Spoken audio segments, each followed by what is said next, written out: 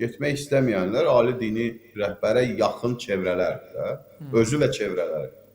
Sabah onunla bağlı bir qərar olandan sonra, yəni başqa o gənc canavarlar var da, o hakimiyyət hərisliyi olan canavarlar var. Onlar əllərindəki fürsətləri birləşdirəndə nə olacaq? Mən bayaq çıxışımda ona görə dedim ki, Amerika Birləşmiş Ştatları çox ciddi şəkildə elitalarla danışıqlar aparır.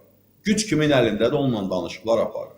Hansıyla anlaşacaqlarsa senari işə düşəcək, həmən. Bax, bir məlumat olmuşdu, bunu çox müzakirə olunmadı.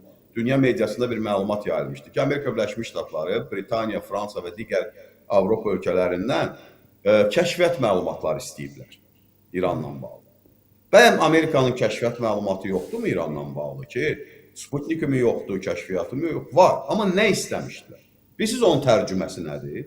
Tərcüməsi odur ki, ay Britaniya, ay Fransa, sən orada hansı generalla, hansı siyasətçi ilə işləyirsən? Sənin adamın kimdir?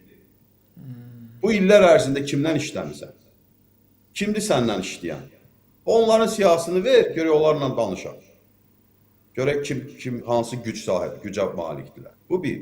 İkincisi, Pəhləvi ilə niyə görüşürdü Witkoff? Bilmirdim ki, İran xalqının böyük bir hissəsi qəbul eləmir də şah rejimini. Bir ailənin nümayəndəsi neçə dəfə ölkədən qaçar ki? Bu qədər, hər yanında belə 40 qəliyən kimi ölkədən qaçan adama kim güvənər orada? Heç kim. Amma niyə görüşürlər? Çünki İranda Pəhləvi rejimindən qalan nəsillər var, elitalar var, varlı və artıq o qalstuku əmmamə ilə dəyişən adamlar da var. Əqidəsini bəlkə də dəyişməyib, amma qalstuk taxırdı, indi əmmamə taxır. Onlarla bağlı məlumat almağa çalışırdılar.